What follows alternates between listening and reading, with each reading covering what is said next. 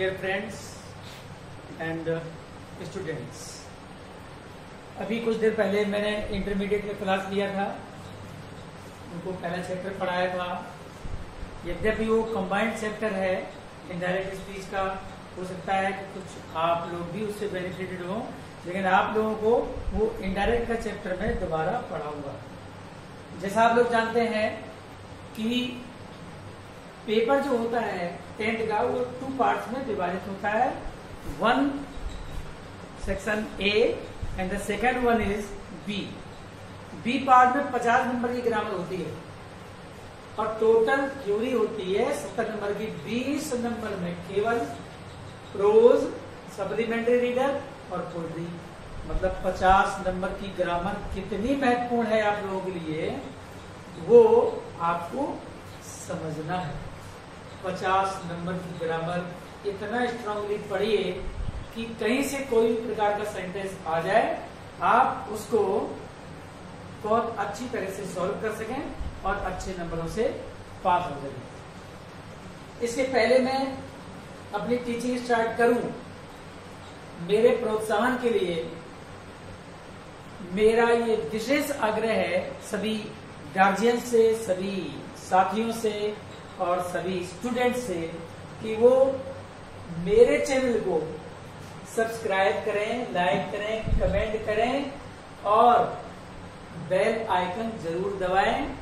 Bell icon दबाने से आपका मेरा जो लेटेस्ट टीचिंग वीडियो होगा सबसे पहले आप उसको देख पाएंगे। वैसे भी जिला विद्यालय निरीक्षक के आदेशानुसार और श्री गोपाल मिश्रा इंटर कॉलेज के माननीय प्रबंधक जी द्वारा ऑनलाइन क्लास लेने का मुझे आदेश प्राप्त हुआ है।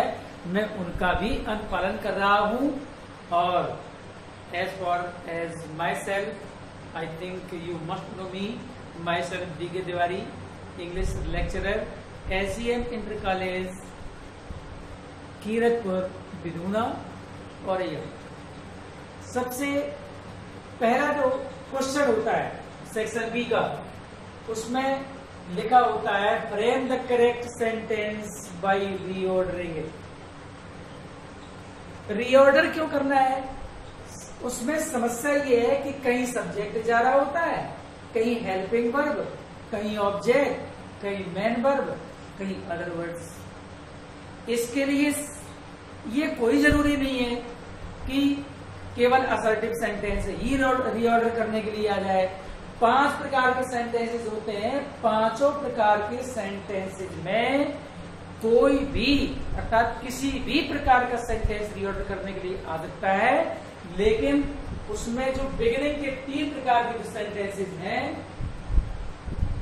असर्टिव, इंटेरोगेटिव और इंपरेटिव सेंटेंसेस, मैं पढ़ाऊंगा तो आपको, मैं 5 प्रकार के सेंटेंस आपको पढ़ाऊंगा कैसे रीऑर्डर किया जाता है। और ये कोई भी चैप्टर ये ना समझिए कि ये 2 नंबर का है। हर चैप्टर एक दूसरे से रिलेटेड है और रिलेटेड होने के साथ साथ पूरी कंपटीशन में हाई स्कूल से लेकर इंटरमीडिएट की इंग्लिश के अलावा और कुछ आता नहीं है।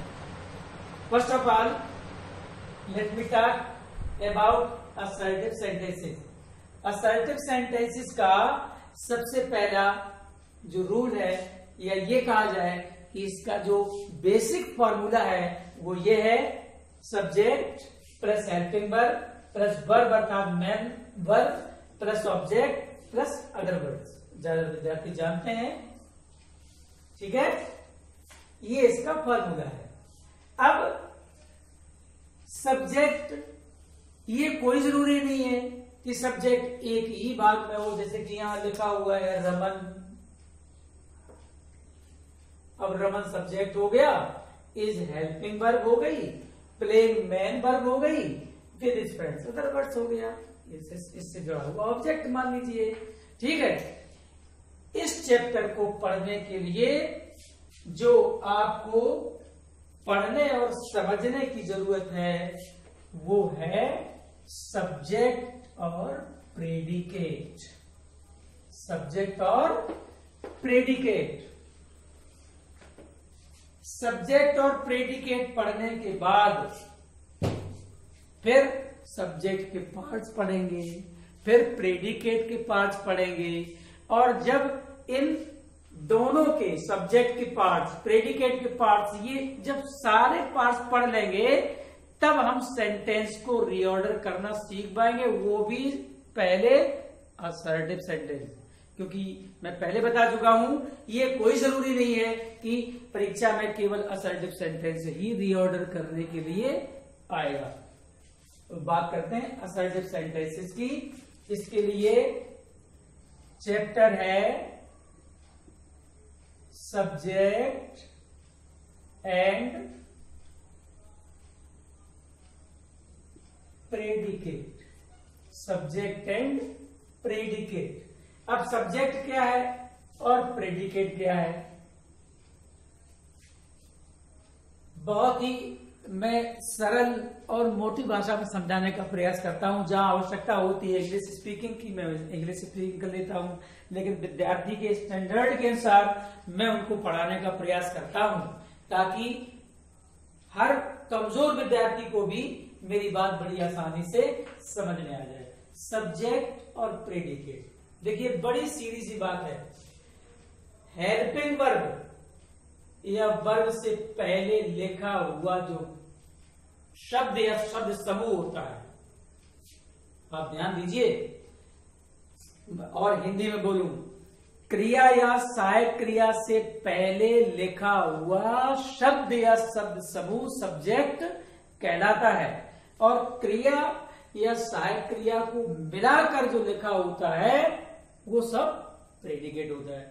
अब सब्जेक्ट प्रेडिकेट के अलग अलग पार्ट्स पढ़ने से पहले, जैसे अभी मैं सेंटेंस लिखा था Raman is playing with his brother, तो रमन सब्जेक्ट हो गया क्योंकि वो एक ही सब्जेक्ट का एक ही पार्ट है। सब्जेक्ट कितने भागों में हो सकता है आपको ये समझना है, तो सब्जेक्ट पार्ट्स,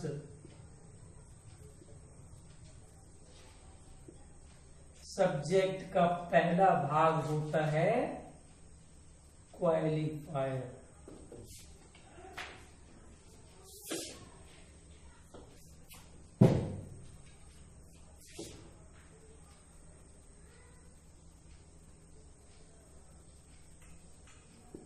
क्वालिफायर पहला भाग। क्वालिफाई मीन्स क्या होता है? अरे क्वालिफाई मीन्स विशेषता बतलाना, और क्वालिफायर मीन्स विशेषता बतलाने वाला। अब ये है क्या? बहुत सीधी सी बात है। वाक्य के आरंभ में लिखा हुआ पहला शब्द, पहले वो ए लिखा हो, ए लिखा है, it is the first alphabet, लेकिन ए की मीनिंग भी होती है एक, ठीक है। अगर ए लिखा है तो यहां पर उसको शब्द ही कहेंगे। वाक्य के आरंभ में लिखा हुआ पहला शब्द या शब्द समूह, शब्द समूह तो और डिवाइड हो जाएगा, इसके भाग हो जाएंगे, शब्द ही मान लीजिए। वाक्य के आरंभ में लिखा हुआ पहला शब्द क्वालिफायर कहलाता है। जरा ध्यान दीजिएगा, मैंने लिखा द बॉयज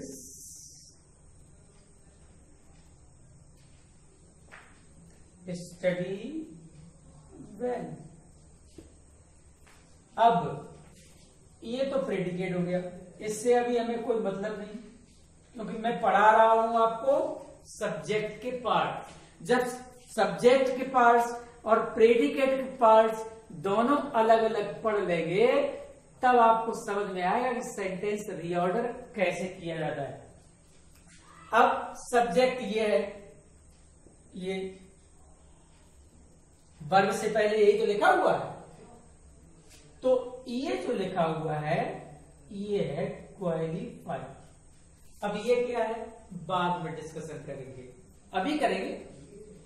क्वालिफायर को दो भागों में विभाजित किया गया है। पहला है डिटर्मिनर,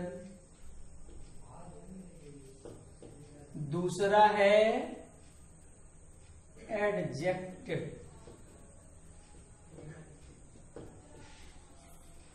ये इसके भाग है। अब डिटर्मिनर क्या है और एडजेक्टिव क्या है, इसके दो भाग है ना। ठीक, अब आप समझ लीजिए। यदि वाक्य के पहले शब्द के बाद मीन्स क्वालिफायर के बाद, यदि वाक्य के पहले शब्द के बाद एडजेक्टिव दिया हो, यद्यप विशेषता ये भी बतलाता है और ये भी विशेषता बतलाता है, लेकिन जब ये क्वालिफायर दो भागों में डिवाइडेड हो जाता है तो इसका अस्तित्व खत्म हो जाता है।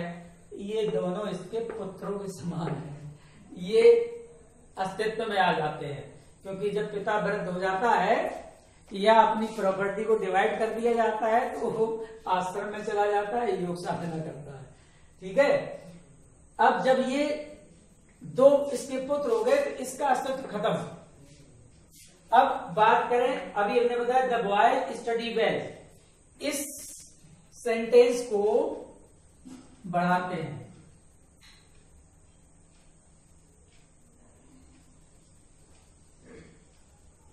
द गुड बॉयज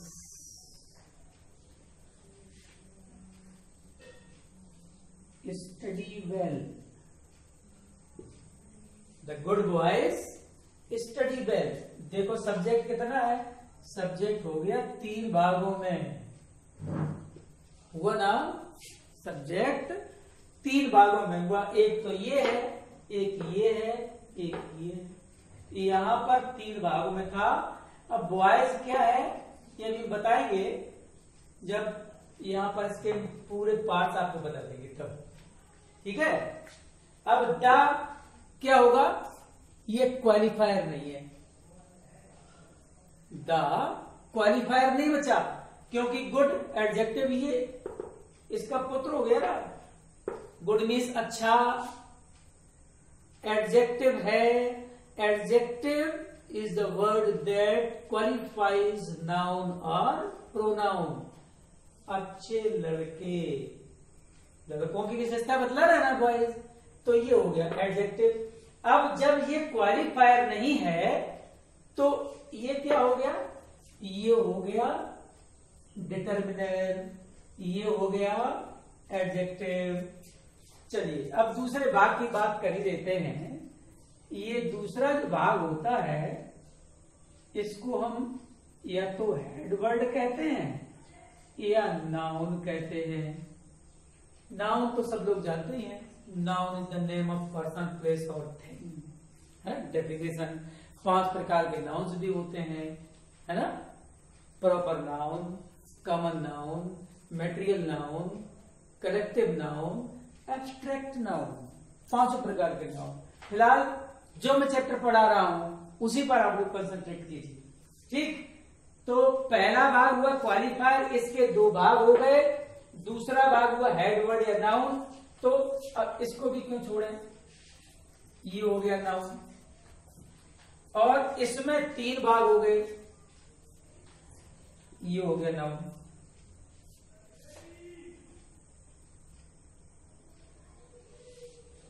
ये हो गया नाउन। ठीक, अब इसके 3 कर्ता कितने भागों में हो गया, कर्ता हो गया 3 भागों में, द गुड बॉयज। और ये तो प्रेडिकेट है, प्रेडिकेट से अभी हमें कोई मतलब नहीं।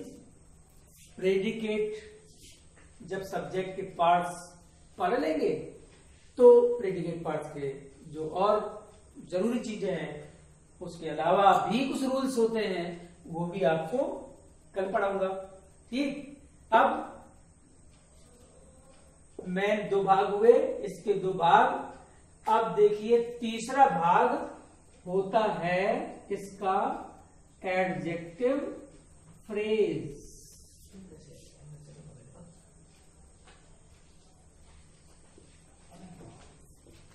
Adjective phrase, adjective phrase, phrase माने शब्द समूह। अरे किसी नाउन या बल्कि प्रोनाउन की तो बताएगा नहीं है, क्योंकि रीऑर्डरिंग में नाउन से ही संबंधित होता है। किसी नाउन की विशेषता बतलाने वाला और उसके समकक्ष अर्थात बराबर इक्वल इक्वल होने वाला जो शब्द समूह होता है वो होता है एडजेक्टिव फ्रेज। ये आता है तीसरे नंबर पर। जरा मैं ऊपर वाला पार्ट यहां तक चलेगा, दिखेगा? चलिए नहीं दिखेगा। मैं यहां लिखने का प्रयास करता हूं जिसमें 4 भाग होंगे सब्जेक्ट के।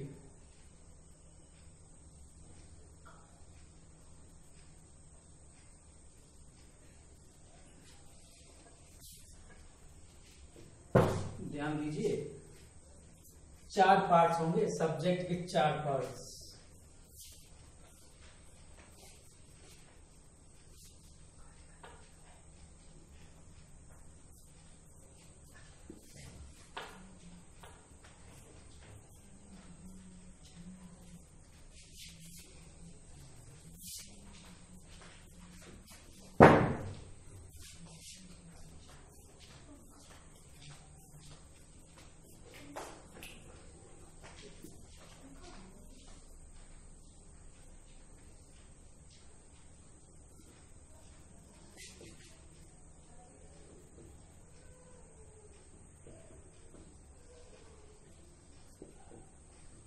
Some blackbirds sitting on the tree flew away। अब आप बताइए सब्जेक्ट कितना है? सब्जेक्ट है some blackbirds sitting on the tree और ये है प्रेडिकेट। अब आप लोगों के दिमाग में ये भी प्रश्न क्रिएट हो रहा होगा कि सिट माने भी तो बैठना होता है, सिट भी तो क्रिया है, और आपने बताया था कि क्रिया या सहायक क्रिया को जोड़कर जो पार्ट लिखा होता है, जो भाग लिखा होता है वो प्रेडिकेट होता है। तो मैं गलती दूर कर रहा हूं आपकी। कोई भी वर्ब अगर कॉन्टिन्यूअस टेंस से संबंधित होगी, चाहे वो प्रेजेंट कॉन्टिन्यूअस हो, पास्ट कॉन्टिन्यूअस हो या किसी भी परफेक्ट कॉन्टिन्यूअस टेंस से संबंधित हो, उसमें विदाउट हेल्पिंग वर्ब आईएनजी लगती नहीं है, यूज नहीं की जाती।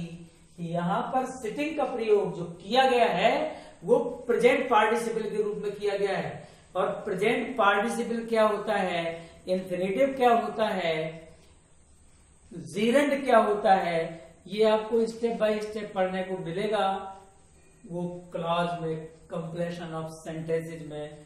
क्योंकि एक दिन में कुछ भी आपको इतना नहीं पढ़ाया जा सकता है कि सारा कुछ बाउंस हो जाए। As you know, Rome was not built in a day, हथेली पर आम नहीं जमता है। ठीक है, तो अब ये देखिए फ्लाइंग का थर्ड फॉर्म, सेकंड फॉर्म है फ्लू।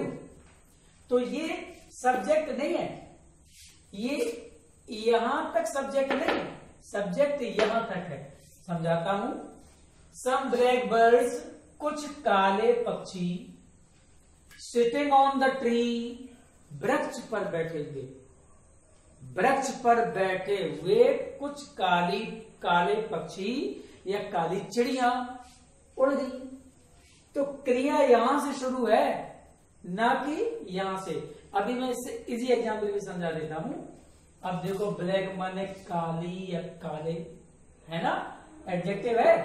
तो ये हुआ डिटर्मिनर, ये हुआ एडजेक्टिव, ये हुआ नाउन, और सिटिंग ऑन द ट्री हुआ एडजेक्टिव फ्रेज। ये 4 पार्ट्स में है सब्जेक्ट। तो सब्जेक्ट कम से कम 4 पार्ट्स में हो सकता है, 4 पार्ट्स में, और ये चारों पार्ट्स यहां पर मौजूद हैं, चारों पार्ट्स। ये प्रेडिकेट है। ठीक है, अब ये मैं पढ़ा क्यों रहा हूं आपको? आप लोग सोच रहे होंगे ये पढ़ाया क्यों जा रहा है? जो भी मैं पढ़ा रहा हूं ये कोई भी चीज रटने के लिए नहीं है, ये केवल समझने के लिए है, ताकि आप सेंटेंस को सही तरीके से रीऑर्डर कर पाए। अब मान लीजिए यही सेंटेंस लिखा हो, एग्जामिनेशन में दिया हो, the tree on sitting away blue birds black sun. समझ में आ रही बात? Live with the tree on sitting birds black some. तो सबसे पहले आप क्या करेंगे, अगर असर्टिव सेंटेंस है सबसे पहले देखेंगे सब्जेक्ट कहाँ है और सब्जेक्ट कितने पार्ट्स में है, सब्जेक्ट के पार्ट्स का क्रम क्या है ये लिखा हुआ है। अगर 3 पार्ट्स हैं तो समझ लीजिए कि सबसे पहले डिटरमिनर, उसके बाद एडजेक्टिव, फिर नाउन। 4 हैं तो फिर समझ लीजिए कि एडजेक्टिव फ्रेज भी है और एडजेक्टिव फ्रेज का प्रयोग नाउन के बाद किया जाता है। अब 4 पार्ट्स नहीं है तो जितने हैं उतने जोड़ो। मान लीजिए यहां से ब्लैक हटा दें, सम बर्ड्स ये लिखा हो तो सीधी सी बात है कि सम फिर क्वालिफायर हो जाएगा, सम के बाद नाउन आ जाएगा, है ना। इस तरह के उल्टे सीधे सेंटेंस होते हैं, डिसऑर्डर्ड सेंटेंसेस होते हैं, उन्हें रीऑर्डर्ड करना पड़ता है। इस तरह के सेंटेंसेस है, ठीक है। तो आज हमने आपको सब्जेक्ट के पार्ट्स पढ़ाए हैं। सब्जेक्ट पार्ट्स पढ़ने के बाद सब्जेक्ट इन्फिनिटिव का हो सकता है, subject to infinitive,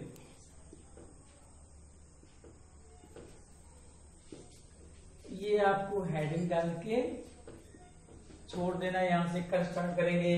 subject infinitive का हो सकता है, सब्जेक्ट जीरेंड का हो सकता है। ये इन्फिनिटिव क्या है, जीरेंड क्या है, ये भी मैं आपको कल क्लियरली बताऊंगा। और सब्जेक्ट के रूप में इट का प्रयोग भी किया जा सकता है, देयर का प्रयोग भी किया जा सकता है। अब इट और देयर का प्रयोग किया जाएगा तो उनका कोई वजूद नहीं है लेकिन फिर भी सब्जेक्ट है। कुछ लोग ऐसे दुनिया में भी होते हैं जिनका कोई वजूद नहीं होता लेकिन वो आ ही जाते हैं कहीं ना कहीं। जैसे इट है, इट का प्रयोग जब सब्जेक्ट के रूप में किया जाता है तो उसका कोई मतलब नहीं है। कहां प्रयोग किया जाएगा, उसे समय बताना है, इट का प्रयोग कर लो, इट इज 8:30। दिन बताना है, इट इज थर्सडे टुडे, है ना। अब ये नहीं कह सकते हम टुडे इज थर्सडे, क्योंकि मजबूरी है कि इट का प्रयोग करना ही पड़ेगा।